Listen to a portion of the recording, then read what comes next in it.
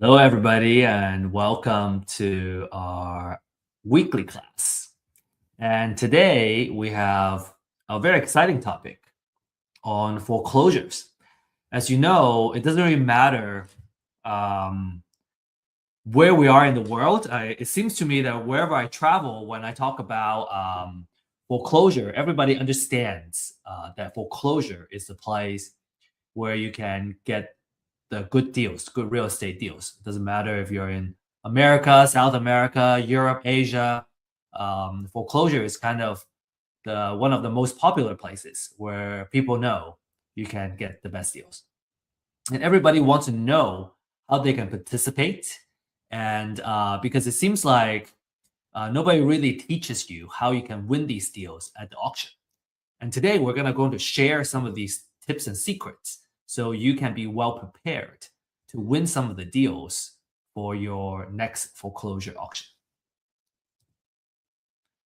And indeed, the foreclosure auction is a great place to get good deals. Typically you get a 50 to 75% off of the market value. And so you can get a lot of lucrative deals at the auctions. In fact, I know some hedge funds actually specialize in buying at foreclosure auctions. And when you're buying at 50 to 75% of market value, you are already in the money, right? It's what we call you're in the money when you buy the property. So you stand to make a good profit. Now let's take a look at this video that I took recently at a foreclosure auction just a few months ago. And just without, kind of really going into details of what's going on, let's just watch the video and let's see what you can get out.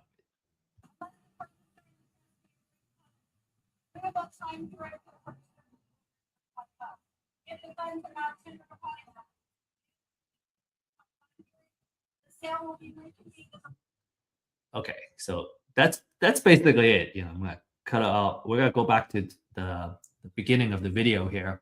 Now, on the surface level, right? This is what's going on. Number one, it's quite loud and it's hard to hear the person that's talking, this lady.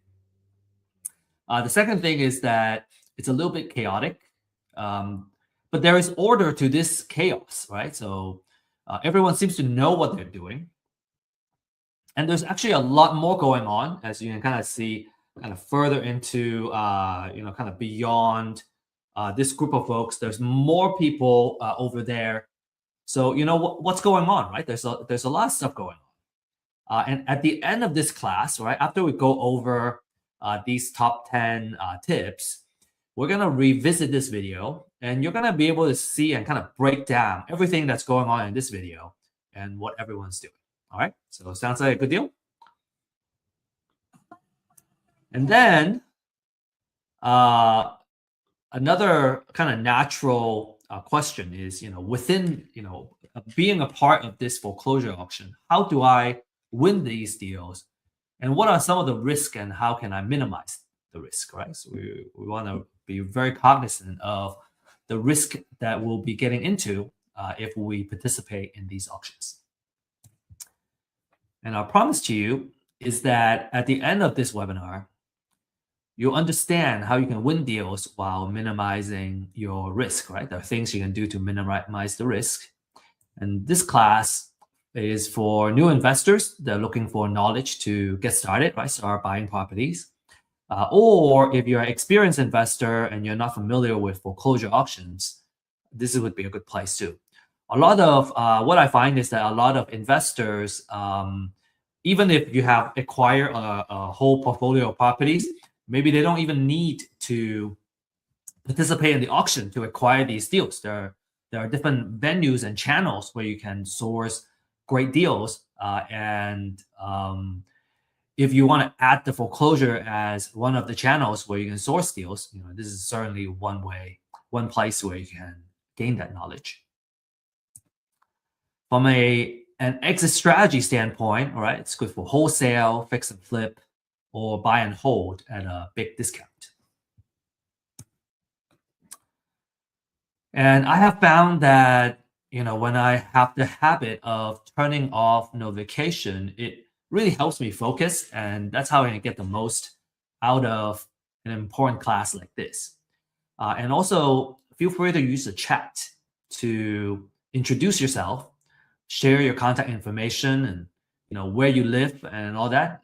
Who knows? Maybe you'll be able to connect with somebody who is also participating in this class that are in the same area, and make an effort to connect and set up a meeting after the class. This is important because over the years, we have found that people who network in the same class tend to end up kind of pulling the resources together and partner up together. Either partner up on a deal together or helping each other in their businesses. So make sure you really take advantage of everything that this class has to offer, all the tools that are in front of you. Be present and make the most out of it. Make quality connections. And disclaimer: this class is for education purposes only, and we don't offer investment, financial, or legal advice. Just some quick words about myself as a speaker, and I'm an executive partner of Real Estate IQ. And over the years of building the company, I have acquired, kind of picked up a lot of skill sets, such as marketing and using data to come up with intelligence augmentation, and so on and so forth. So if any of these kind of topics is interesting to you, I'm very passionate about talking about some of these. And my background is in science and engineering, so a very technical background. And I was always interested in real estate, and I was very intrigued initially about the passive nature of being a landlord. Now, if you're a landlord, you may argue, "Oh, well, I have tenants and toilets. There's a lot of things I gotta worry about. It's not a fully passive role."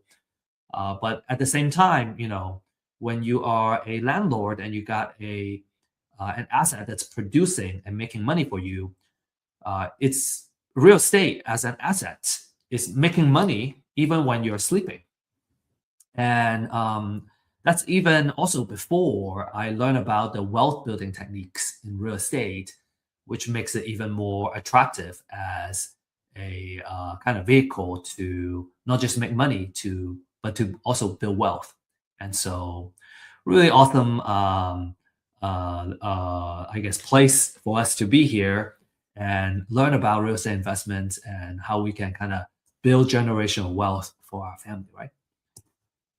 Now, the struggle I have found is that, number one, it was hard to get the knowledge we need in real estate investments. It's kind of, hard to find, right? The schools, they don't teach you. And then it's also hard to find the good information and data for us to do the outreach and find the deals. And then third is that it was difficult to connect with the right mentors and entrepreneurs to help us grow our business. And so those are the three main struggles we saw. And that's why we established Real Estate IQ, really to solve these problems. One is to offer webinars and classes to offer the knowledge. We really believe that education is the ultimate equalizer, and that's what empowers us to kind of rise up to the level that we aspire to be in. And we also offer distressed seller data to help you find and win the deals. And finally, we offer mentorship and a deal makers community, right? Basically a support system that you need in order to succeed. I find it very difficult myself to do deals by myself. Just when I was starting out, it's very hard to know everything that we need to know to kind of participate in a deal and expect to do very well. I find it much more comfortable to work with someone who already has the experience, and then we are kind of either sharing resources or I bring something to the table, and we kind of achieve that success together. I find it a lot easier. Now, without further ado, we're gonna go straight into now the content that we have prepared for you. So we're gonna kind of really get started and talk about these 10 deal winning tips. Okay. So first of all, there are two types of foreclosures. You may have heard about the bank foreclosure. Bank foreclosure is when the owner owes the bank money, not able to afford a mortgage, for example. And then the other one is the tax foreclosure, in which case the owner owes the government taxes, and the government has the right after an amount of time to then put the house in a tax foreclosure. And there's some nuances. We're going to go into that a little bit. Now, each county is a little bit different when it comes to where the foreclosure takes place. So, where and when the foreclosure takes place. So, make sure you do your research. In Texas, for example, foreclosure auctions take place on the first Tuesday of every month, and we call it Super Tuesday or the Tuesday auction. If you're in Florida, it's auctioned on a weekly basis, as another example. So make sure you do your research on your local county. And let's talk about the bank foreclosures, right? Bank foreclosures happen when an owner stops paying their mortgage. And the lender, in most cases, it's the bank, right? Or it's a note servicer or note holder, can reinforce the lien on the house to recover the loan balance. And the implication for investors is that you usually get clean title, except for unpaid property taxes or municipal liens, and there's little or no redemption period for the owner. Okay, obviously it varies by state, so you want to research kind of the redemption rules of your state. But in general, little to no redemption period. And then we're going to talk a little bit about tax foreclosures, but we're going to mainly focus on the bank foreclosures. Okay, tax foreclosures can get a little more complicated.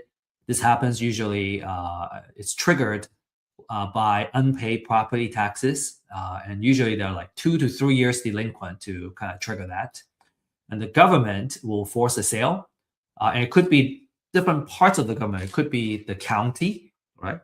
It could be the city, or it could be the city, the school district that forces the sale. And as an investor, let's say you win, you win the bid, you don't get immediate ownership on the house. The original owner can reclaim the property, what we call within that redemption period, and that redemption period, again, also varies by state. So you want to, depending on what state you are participating in this, you want to do your thorough research. But within that redemption period, the owner can reclaim it by paying the purchase price and taxes and the penalty. So if you own that lien on this tax foreclosure, you make a little bit of return if the owner decides to reclaim the property. So you still make some money. But if you're mainly focused on acquiring a property for investment purposes, then you typically don't want to renovate the house until after the redemption period. So you want to be careful of that. Essentially, you're buying a redeemable deed and not the final title during the tax foreclosure. So pay a lot of attention to the redemption period when you participate in the tax foreclosures.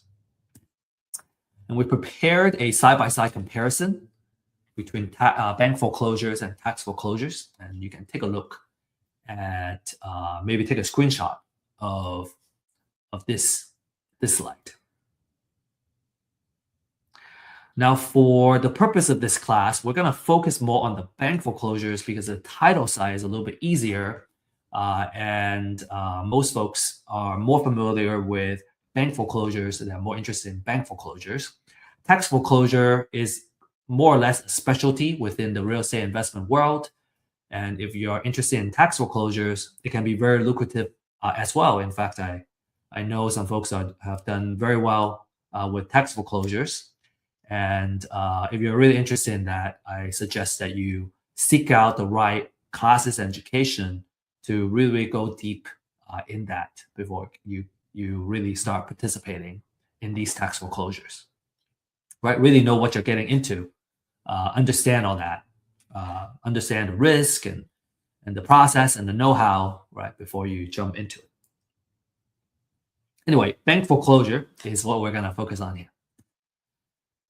Now, the second tip is that in order to bid, you need to first register as a bidder. Okay, so you don't just show up and then you go, oh, I'm gonna bid on the house on the property on the house. You need to register first, okay, in order to bid. Some of you may know of auction.com or some other auction websites. Okay, so in order to, some of the houses either they are go into the auction at physically or kind of in person at the county area, county courthouse, or they are being auctioned off online as well.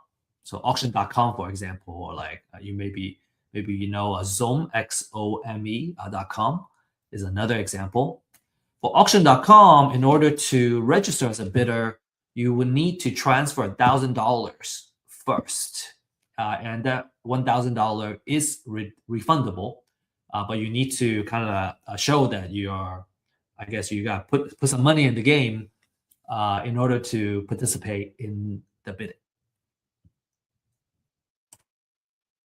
Okay, next, let's talk about the foreclosure process, right? And here we're going to focus more on, like I said, on the bank foreclosure process. So for the bank foreclosure process, the borrower becomes delinquent in terms of their mortgage payments. And usually, more than 4 months of mortgage payments, this will kind of trigger the foreclosure process. The lender would order a trustee to send the letter of demand. And when that happens, the borrower has at least 30 days to pay off the delinquent payment.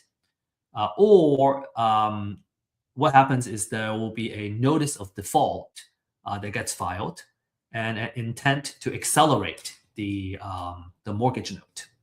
And then it takes about 20 days for that to happen. And after the cure period expires, right, when the borrower kind of misses that cure period, then the lender gets to file a notice of sale. And we're going to take a look at an example of the notice of sale in a little bit. And that happens at least 21 days before the next auction. So, as an example, so let's say our upcoming auction is on the 2nd of the month, for example, and today is the 15th. Again, I'm making an example, and that's less than 21 days away. So it's not going to go into the auction in the upcoming auction, but it's gonna go into the next month's auction. So that's what the at least 21 days is. If the upcoming auction date is less than 21 days, then it's not gonna go into this upcoming auction, but the one next coming up next. And the property will get auctioned typically at a courthouse step. Again, every county is different. Some counties have it in a conference center. They have a lot of properties going to auction. Some counties, are in a courthouse, in front of the courthouse.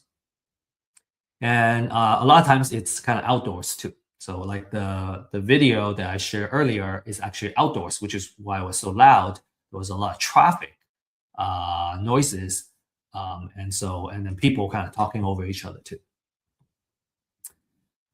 It's typically, between 10 and 4 p.m., 10 a.m. to 4 p.m. And so it's either gonna get sold to the highest bidder, or it gets reverted back to the foreclosing lender and becomes a real estate owned property, REO.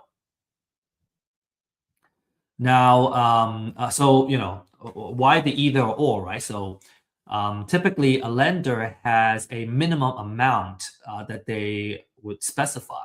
So if the bids are, so let's say the minimum amount is 100,000. If all the bids are under that $100,000, then the property is gonna revert and go back to the lender. But if the bids go above that minimum, in this case, 100,000, let's say the bid went up to 120,000 to the of the highest bidder, then the house is going to go to the bidder that bids 120,000 because it's already above that minimum amount specified by the lender. Okay, and if you have questions, if I didn't explain a particular concept very clearly, feel free to post your questions on the chat, and we can discuss more after, and we can discuss your questions. Okay, number 4, we gotta know how to find properties going into the auction. This is public data, public information, but it's not easy to find, right? It's the information is not easy to find. So we're gonna share with you how you can find this information. Okay, so what you want to do is to Google, and you can either Google, the name of your county, notice of sale, or the name of your county, foreclosures. And usually it will pull up the right link.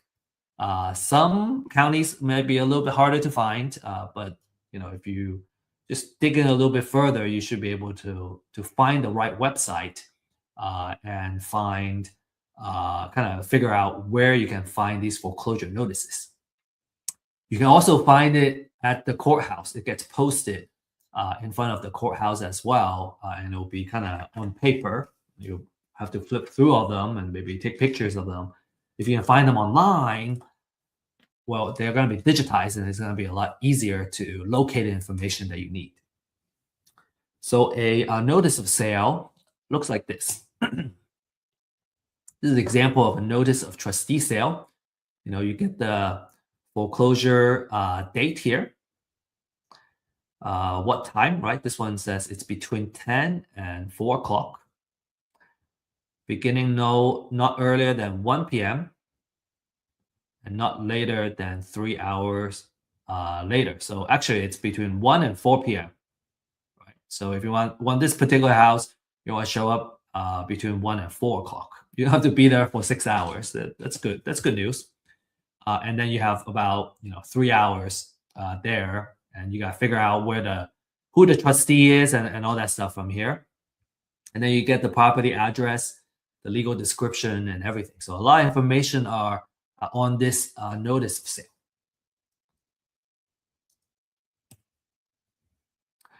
Now, if you're fortunate, if you're lucky, there may be companies in your local area that provide these foreclosure lists, right? They sell these.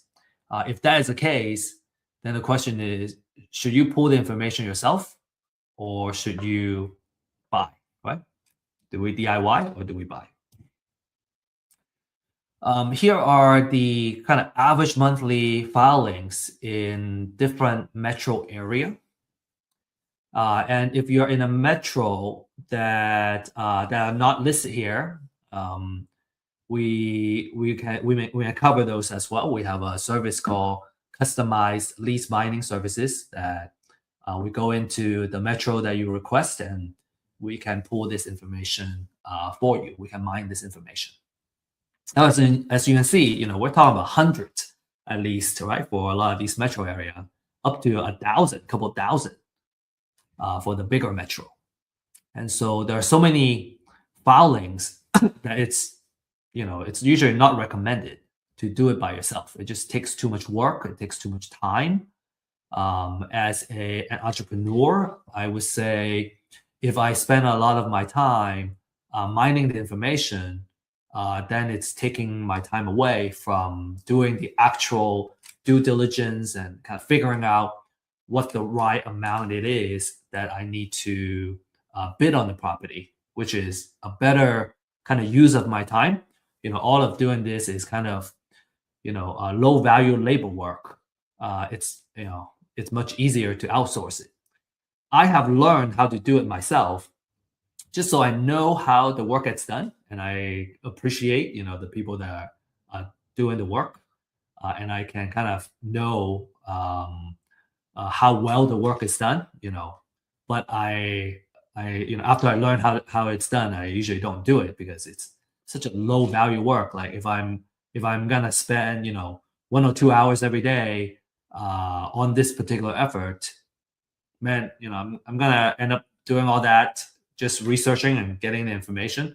Well, it doesn't really get me to point B, which is being able to bid on the property. So it's much easier for me to hire somebody to do all this research, and then I can do the actual intelligent work, which is the due diligence and the research it requires to come up with the right offer and the maximum bid that I would bid on any property, so I don't lose money. Okay, I hope that makes sense. Okay, make sure you focus your time on high value activities. Some examples of high value activity is lead generation, marketing, due diligence, contacting distressed sellers, for example. So here are some key elements, right? Speaking of purchasing, if we're gonna buy a list, like what does a quality list look like? So these are a couple of quality information. From a property information standpoint, you want to know who you want to really important is to know the trustee who's gonna be auctioning off the property. Actually, I'm gonna be sharing that as one of the tips later on. Right? You want to know the trustee. And then you want to know the property information, right? Sometimes having the address. What's weird with these foreclosure filings is that not every property's address is on the filing. Sometimes it's just a legal description. So you have to go and research and figure out what the address is and what the zip code is. Sometimes I want to only focus on a particular zip code or a particular city because that's the area that I want to focus on purchasing deals on. And it's much easier if that work is already done, and then I just focus on the filtering, right? And focusing my attention on the deals that I want to bid on. Subdivision, legal description, and the characteristic of the property, like bedroom, bathroom, square footage. And then some of this financial information is interesting too, because it kind of gives you the insight on the property and what's going on with it. As an example, if the house was recently purchased and they still have a very high unpaid balance, I would know that the lender typically would be unwilling to take a loss and accept a low bid. And so typically they would want to they are willing to take a loss, but not a huge loss. Versus if a house has been, I guess, if a mortgage has been kind of performing for the past, let's say 10, 15 years, and there has been a lot of equity that has built up, number one. And number two, the borrower has been paying quite a bit of interest. That gives the lender more room, more margin to have a lower minimum bid amount, as an example. So some of this financial information is useful. Okay. Number 5, let's talk about our exit strategies, and we're gonna just talk about the top 3 exit strategies, which is wholesale, fix and flip, and buy and hold. And depending on which exit strategy you have, you're gonna come up with a maximum allowable offer. So number 5 and 6 is kind of related, right? Based on your exit strategy, you're gonna have your maximum allowable offer that you can bid for each property. And we're gonna talk about buy and hold first. Okay, so let me share an example. Some of you may have seen this slide before. We shared this as an example in couple of our classes to really home in on the buy and hold strategy. So for buy and hold strategy, what we want to do is to follow the 1% rule of thumb. And basically, that 1% says that our monthly rent should be at least 1% of our total overall investment for the property. So if I put in $250,000, I want to make $2,500 a month at least.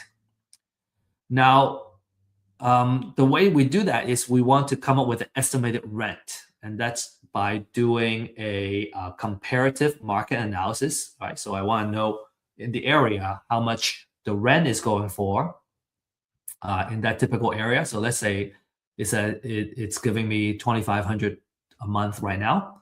That means the most I would invest in the property is $250,000 to fit that 1%. Okay, so I kind of back myself into this. And in this example, if the repair budget, right, how much it costs to kind of fix up the house is $20,000, then the most I would offer is $230,000 because I got buy it for $230,000.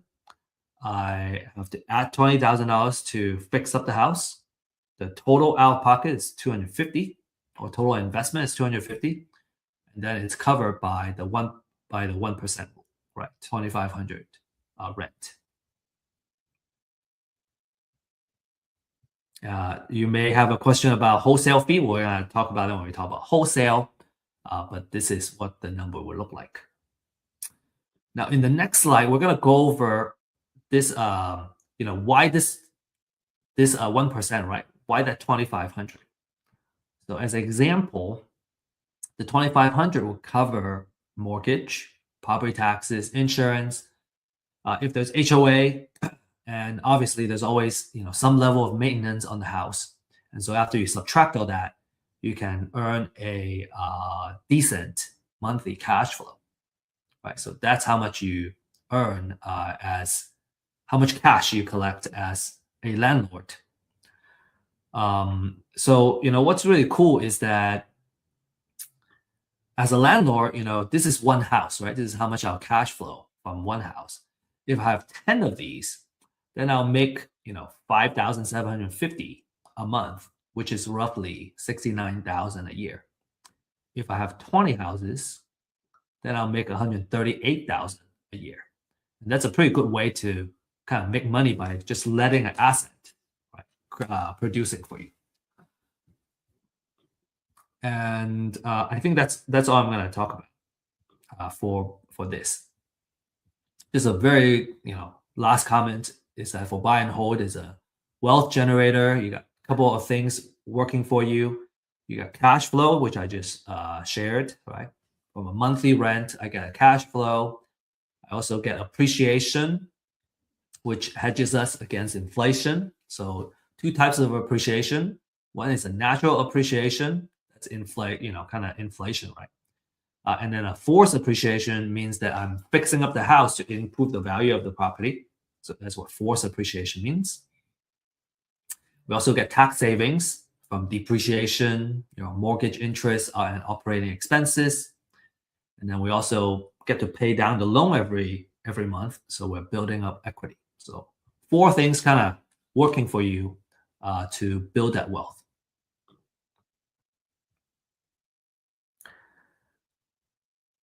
Next, let's talk about fix and flip, right? That's a 70% rule of thumb. And let's talk about how to apply it to fix and flip deals. So in this example, let's say the after repair value is 500,000. So what that is, I got to run a comparative market analysis, right? Which is figuring out how much the houses around me are selling for in their kind of pristine condition. And let's say in this case, all these houses are telling me that you can sell it for 500,000. Then we do the 70% rule, multiply this by 70%, then we get 350,000. And then if we subtract the repair budget, then we get our distress offer. So again, to kind of go back from the bottom up is that we buy at 280,000, we put $70,000 in it, so the total amount invested is 350,000. Then that's the 70% of what the after repair value is. And for completeness, we're gonna also kind of explain what the 30% is. You may have seen some of these slides in some of our classes. We like really kind of discussing these models, and sometimes repetition is great because it takes several times to really kind of understand the model. And so, so again, if you have seen these slides, you feel free to skip it if you would like, or just kind of keep listening to it, and because maybe just hearing it several times is gonna, I guess, improve the understanding of these different kind of models and how we come up with this offer. Because the maximum allowable offer as a concept is one of the most important things in real estate investment. It makes sure that you don't lose money, right? By understanding how the money work, how the numbers work. Okay, so let's talk about, okay, if it's a 70% rule, what happened to the other 30%? All right, so we're going to talk about that 30%, okay? And which part is actually our profit. So as an example, 30% of that 500,000 is $150,000. Now there are closing costs. When we're fixing up the house, we have holding cost and maintenance, right? There is utility fees, right? Utility bills. You have maybe there's a HOA. You gotta pay HOA. You gotta pay taxes. So all kinds of money that you gotta pay to hold the property. And then closing costs includes agent commission and title insurance. Another holding cost is home insurance while you're holding the property. And then you have financial costs, right? So usually when you're buying a property for fix and flip, you are leveraging. You use some kind of hard money or private money leverage. And because of that, it's a short-term loan that has a relatively higher interest that allows you to get financing without the stringent requirements from the bank. So you can leverage someone else's money to make money. And a lot of folks are very glad to kind of pay for this additional financial cost because you get to kind of leverage someone else's money to make this profit.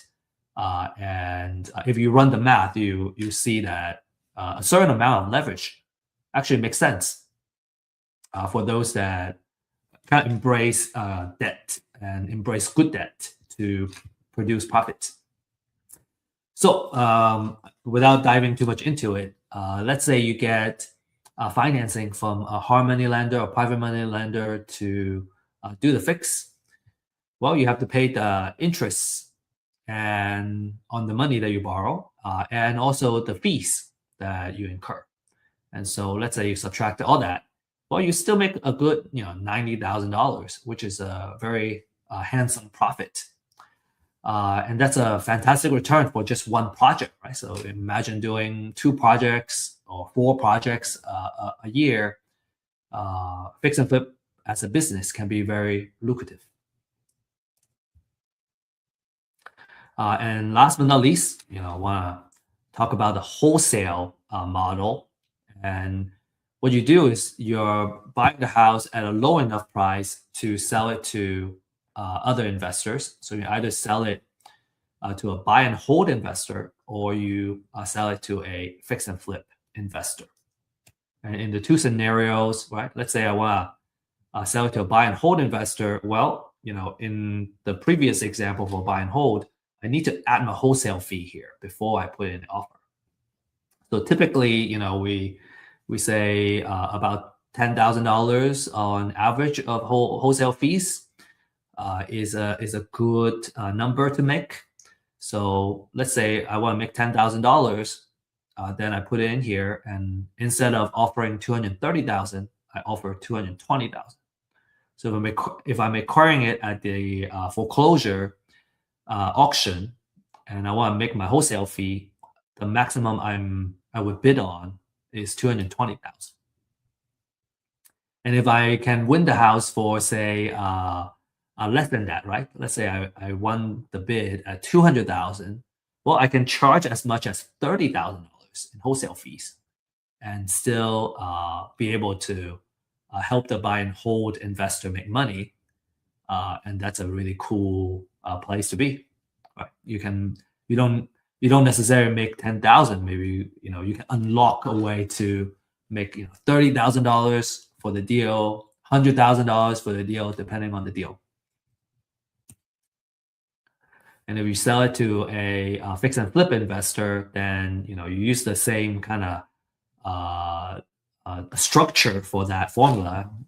You use the 70% formula, and let's say in this case I want to make $20,000 in my wholesale fee. Well, then in that case, the maximum I would bid is 260,000. Or again, if I won this deal at 200,000, well, then I can make a wholesale fee of $80,000, and the fix and flip investor can still profit, and they don't mind. They will still appreciate a good deal. And so as a wholesaler, you can see that you might be able to kind of make a lot of money on one deal if you acquire it at a low enough price. Cool. I hope that makes sense. Again, if you have questions, feel free to ask questions. And we have weekly office hours that you can join if you prefer like a one-on-one kind of let's go over the actual numbers. Now, another thing I want to kind of share with you is that these numbers are kind of idealized numbers, right? In real life, it's not that pretty and all well-rounded. And there are some fees here and there, right? That changes the actual number. And so in a real life case, you may see that the numbers may look slightly different. And that's natural. We're just trying to kind of simplify the concept into something that's easy to understand. And in a real life case, based on the different kind of fees and what the situation is, what the interest rate currently is, and so on and so forth, the actual number is going to be different. But what I think these examples serve really well is that by understanding the 1% rule of thumb for buy and hold and the 70% rule of thumb for fix and flip, your 99.9% of the chance of the cases, you always make money, right? You won't lose money if you do the right things and you follow this formula.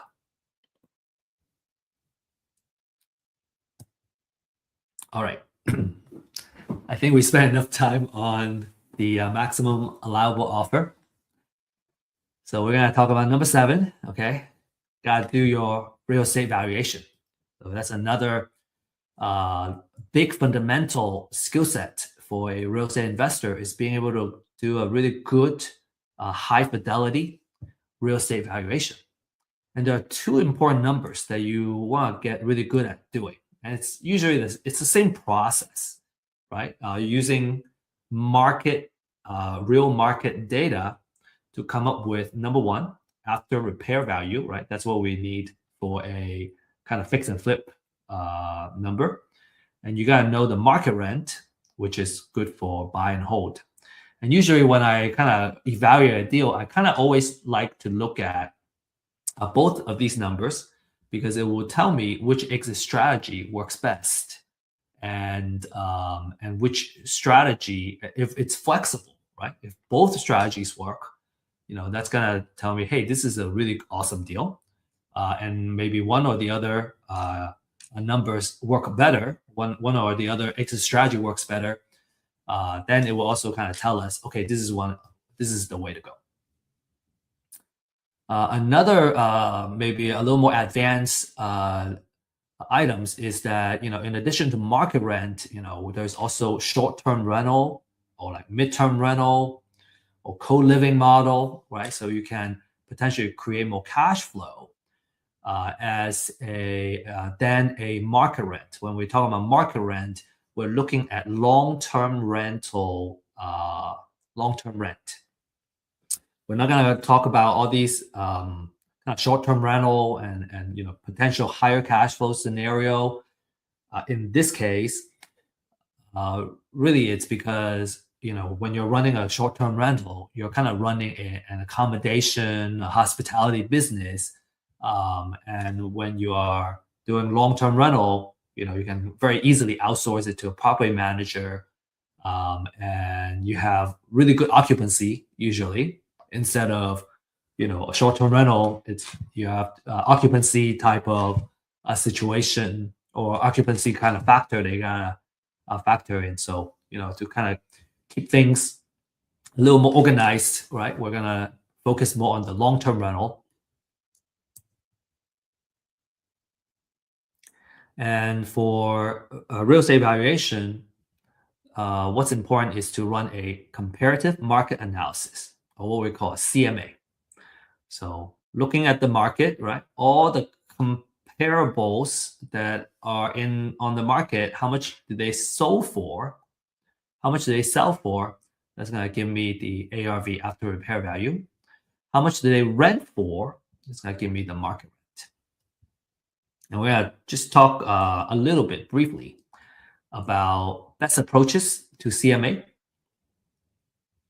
So best approaches to CMA is these couple of things to kind of set up the parameter, right, on which ones are comparable, right? The keyword is comparable for a CMA. You want to look at the distance, right? How far? If it's too far away, maybe it's not comp anymore. You want to look at recency. Recency is how recently the house was last sold. If it was sold 5 years ago, that's not really market value data anymore.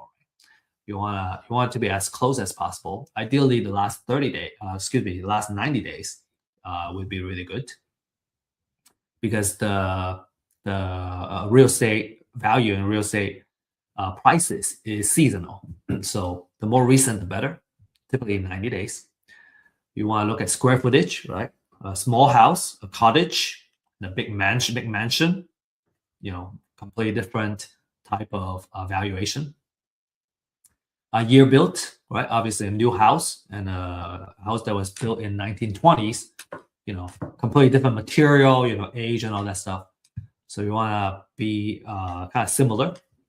And then ideally you want the houses to be in the same subdivision, because they tend to be built by the same or similar builders, and they're true comparables. So some rule of thumb, and these are just kind of guidance.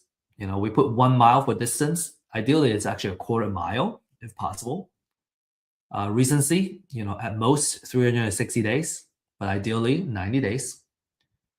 Square footage is plus and minus 20% of the house that we're trying to evaluate.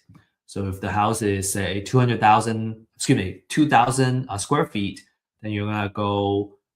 You want to pick out the comparables that are 1,600, between 1,600 and 2,400, which is within that plus minus 20% of 2,000. And then year built, as an example, let's say it was built in year 2000. You go from 1990 to 2010, and then you try to choose the same subdivision if possible. Then you're going to choose the best 3 to 4 comparables as the basis to come up with your valuation for the ARV, after repair value, and also for the market rent. So so I guess, maybe just to elaborate a little bit more, for after repair value, I'm looking for sold prices for the houses that have been sold in the area. For market rent, I'm looking for leased prices for the houses that have been leased in the area. Okay, let's move on. Number 8, you gotta know how to minimize your risk. 3 key questions that you need to answer. Okay, number 1, is the house is still there? If there are times where the house goes into a bank foreclosure, tax foreclosure, but actually there's no house there anymore. It's just a plot of land. And if you're bidding on the property as if the house was still there, and you're bidding, you put down a big bid on the house, and there's no house, then you're going to stand to make a big loss. Okay. The way to mitigate that risk is to hire someone to take photos for you. The market a price that I know of is that it's about $25 per property. You can hire someone to take a photo. So based on the photo, you can see the condition, or if the photo has no house, you know that there's no house there. The second one, what other liens are also on the house? Okay, so some key questions like, is the auction is it auctioning off the primary lien, or is it auctioning a secondary lien, right? Are there IRS liens and property tax liens, more senior liens on the property? So those are the things that you want to know, and you understand the seniority of the liens, so that you would know, if you end up, buying the property, is it now a clear title, or is there senior liens that I got to pay off before I can take title to the house? As we mentioned, municipal liens, right? Tax liens, they are more senior than the bank foreclosure liens. So you want to make sure you do those properly. And the answer to that is called a title research. So the market is kind of going for, I think a title company would charge around $200 on the title research. We offer that title research service for $40 to $75. The reason is that we are really focusing on doing research for the purpose of bidding on foreclosures, and we're not going as steep in terms of going 30-year research on a property per se, because it's not needed for the purpose of foreclosure auctions. So we are pricing it at between 40 to 75 per research. And then number 3, how much does it cost to fix the house? So if you have the photos, you can at least kind of see the exterior of what's needed to be done on the house. And this is something that you have to take a risk on, because you can't walk the house and come up with a rehab budget. And so you have to kind of really do some rough estimation on how much it would cost to fix up the house, because remember, the rehab budget is part of your formula for your maximum allowable offer. Okay, so those are the 3 main questions you really got to answer before you bid on the house. Okay, all right, number 9. We got to know which trustee will be auctioning the property. Because if you really want to participate in the auction of a property, you're going to need to know who the trustee is. Where are they? When they show up, you got to know where they are, because sometimes they just kind of show up, they start auctioning, and maybe there are some auctioneers that are very loud and kind of really try to get as many people to participate as possible. But some trustees, different style, they're just reading off of the disclaimers or whatnot. And you really need to know where they are, and when they show up, you better be there, so you don't miss the chance of bidding on the property. Okay, so that's very important. You want to know what time frame they're gonna get bidded. The property is gonna be auctioning, and who the trustee is, and kind of when they show up, you gotta be there. And number 10, you want to have cashier's check ready, and get them ready and bring them with you. Experienced foreclosure bidders usually come with cashier's checks in different denominations. Okay, they have 50K, 30K, 20K, 10K. I think at least 10K, right? Let's say you have a lot.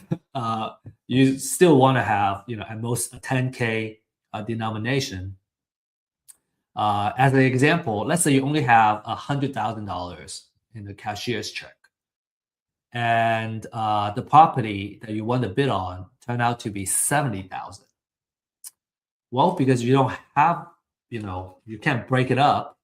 You have to give them that 100K cashier's check. Well, now you have an extra $30,000, which is the difference. It's stuck with the courthouse, the county, for several weeks before they can get the money back to you. So what that means is now you have $30,000 that have been sitting around not producing for you. So usually for the experienced folks, they have these denominations. So let's say it's 70,000. Well, I got the 20K, I got the 50K, and then now I'm good. I can use the rest to bid on another property if I want. Right? So that's very important. They don't make change at the auction.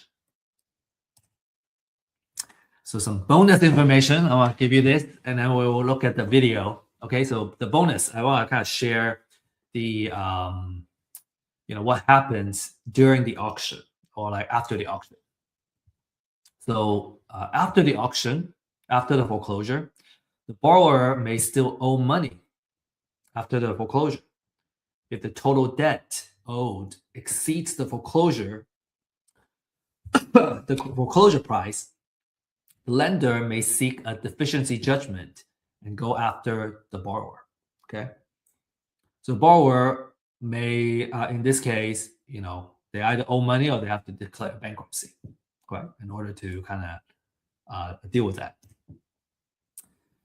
A bank foreclosure wipes out secondary liens, right, second mortgages or junior liens with proper notice, but it doesn't eliminate debt. So these lenders can still go after the borrower. And then federal, state, and local tax liens will survive. And so you need to pay them when you win the bid. So make sure you do the title searches properly. All right, so now let's play this video again. I got this this video back, and then we're gonna really talk about a little bit more nuance of what's going on. Okay, so just a 10-second video, I think.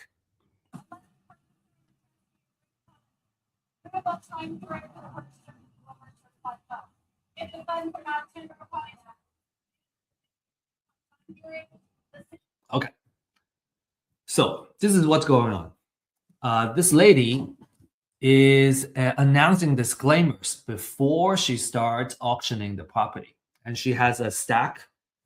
She actually has, this I guess a binder with different properties that she's auctioning off, and she's gonna read it off one by one as we go, and then the folks that are sitting on the other side, they're the ones that are gonna bid on the property if it's the right property that they want to bid on.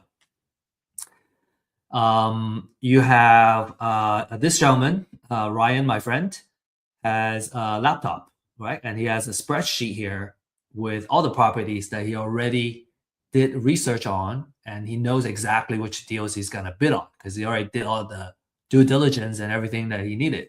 This lady, I also spoke with her afterwards. She has a paper version, and then she has highlighters and everything, right? And she's striking off the properties and kind of notating them as the auction happens.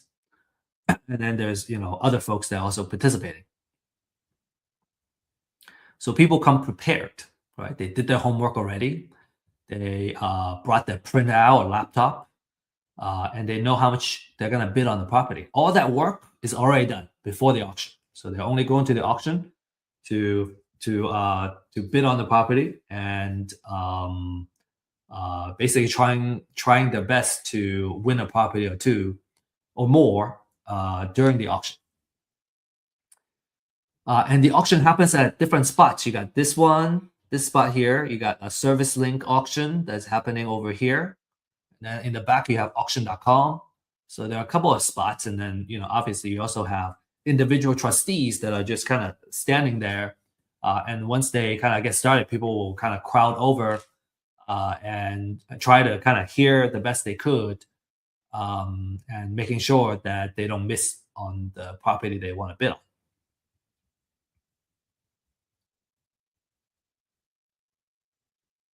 Okay. So yeah, so many auctions can happen at the same time too. So you can have three properties being auctioned off at the same time by three different trustees. So it can be pretty chaotic. And if you really want to go and like you want to cover your bases, you want to have several folks that are on your team, on the same team, going in there and bidding on these properties. Okay, cool. So again, if you got questions, find us at our office hours. Find me at our office hours, and we'd love to answer your questions. All right. To recap, we have gone through the foreclosure process. We talked about the different type of foreclosure, and then we talked about how you can find and evaluate deals and all the due diligence that you need to do to minimize your risk, and then all the different things that you need to do in order to participate effectively in a foreclosure auction. So next, you may be wondering how you can get started. So let me just kind of share with you some success cases of our clients and our users. Right, first case, we have a client making $46,500 profit on a deal in Carrollton. Actually, is kind enough to share the address of the property as well. And all these are kind of title company escrow printouts that he's able to share. So the second deal, 85,000. Next deal, 88,000, almost 89,000. So there's a lot of profit if you know how to win properties and win deals. There's you can make a great living, and you can also build wealth in the process. A lot of times our clients will kind of leverage, use these profits to purchase properties to hold and build wealth. So you might be wondering, how do I get started? Okay, so for those of you who are ready to take action, this is what we recommend that you do. Number one is you get a foreclosure list. The more research that's been done, the better.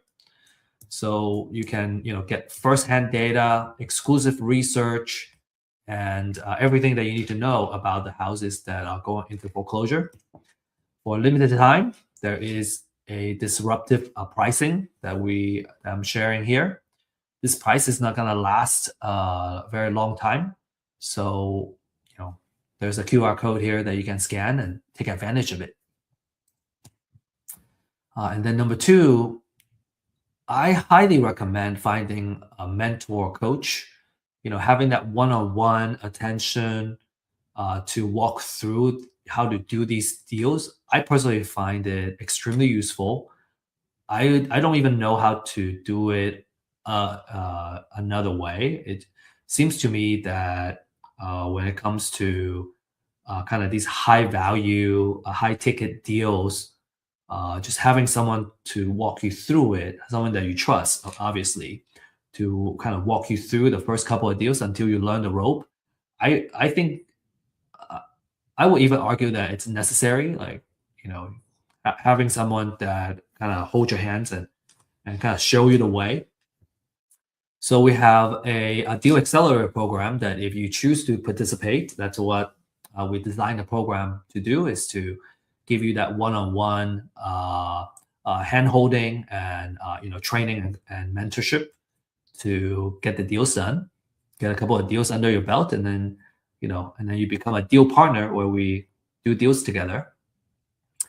This program is more appropriate for those that have already been through a training and coaching program and need more one-on-one attention in order to make a deal happen. So just kind of keep that in mind.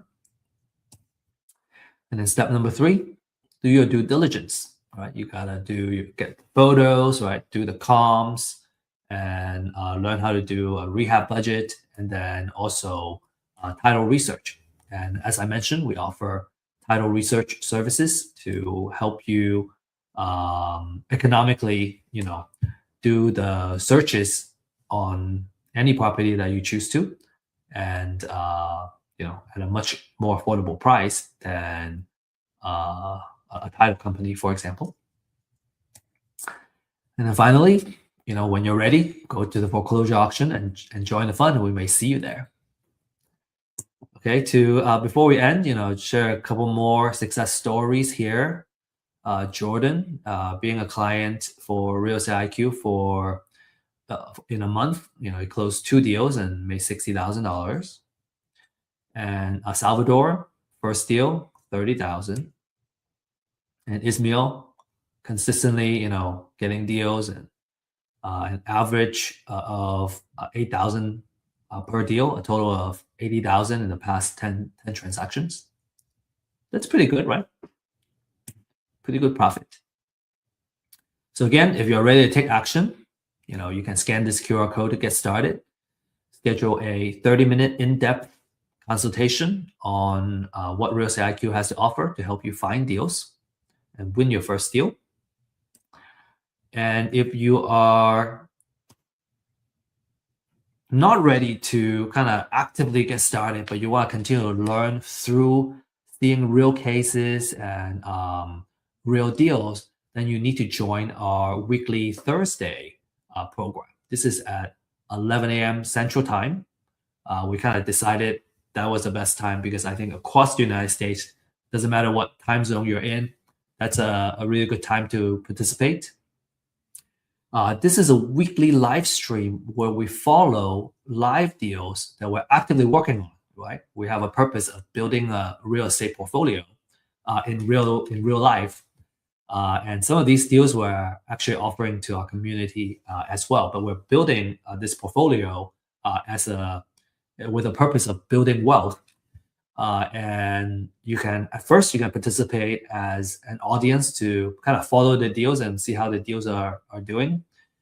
We have about, I think, 10 deals right now that we're actively, in the process of working on or producing a cash flow. And one day, you're going to feel ready to actively participate. And you can either participate by bringing your own deal to our community, or you can work on the deals together with us as partners. So the deals is a big part of this live stream. We feel that by looking at real cases is where we learn the most and learn the fastest, right? Real cases instead of just talking about theory. And then we go over the market update that will impact the real estate investment world.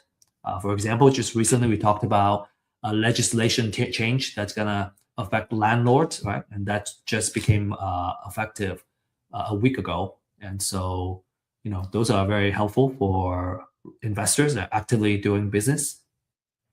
And then we'll also share wealth building techniques and knowledge.